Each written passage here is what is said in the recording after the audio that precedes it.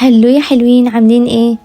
لو بتدوري على أكلة سريعة وتعمل جو على السفرة يبقى الكفتة هي الاختيار الصح. النهاردة هنعمل أحلى كفتة خطيرة وطرية ومتبلة بالتوابل اللي بتخلي كل قطمة أحلى من التانية. حضري المكونات وتعالي نبدأ خطوة بخطوة لحد ما تطلع معاكي أحلى كفتة. يلا بينا.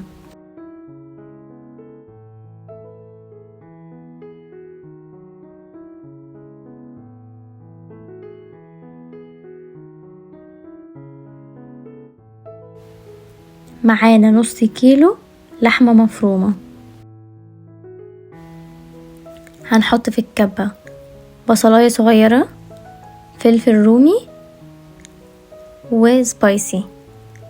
اللي حابب سبايسي يحط سبايسي، اللي مش حابب ده اختياري.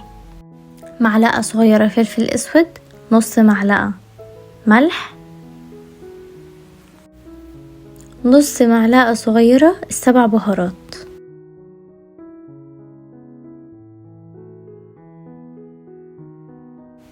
زي ما انتوا شايفين كده كأننا بنعجنها بالظبط، كأننا بنعجن عشان البهارات تدخل في كل حتة.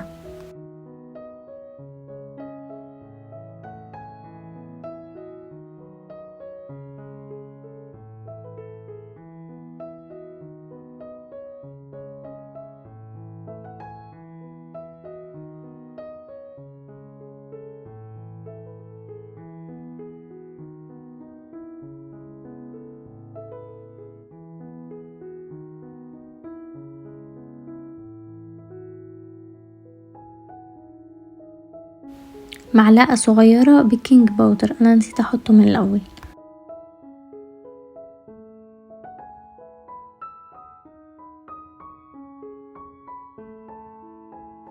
وهنصبع الكفتة زي ما انتوا شايفين، انا ما كانش عندي غير الشليمون.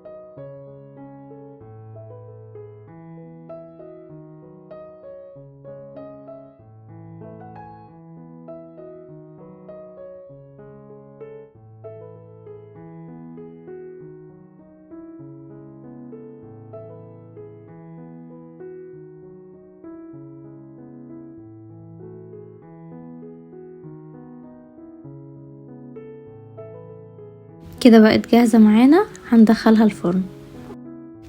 طبعا مش هنسيب الكفتة لوحدها، هنقطع بصل وطماطم وفلفل وفي الفرن اي خضار انتوا حابين حطوه في الفرن. وبكده نكون خلصنا احلى كفتة طرية ومتماسكة وطعمها خطير. جربيها وقوليلي رأيك، ولو عجبتك الوصفة ما تنسيش تدعميني بلايك واشتراك في القناة عشان يوصلك كل جديد، واستنوني في وصفات جديدة. باي باي يا حلوين.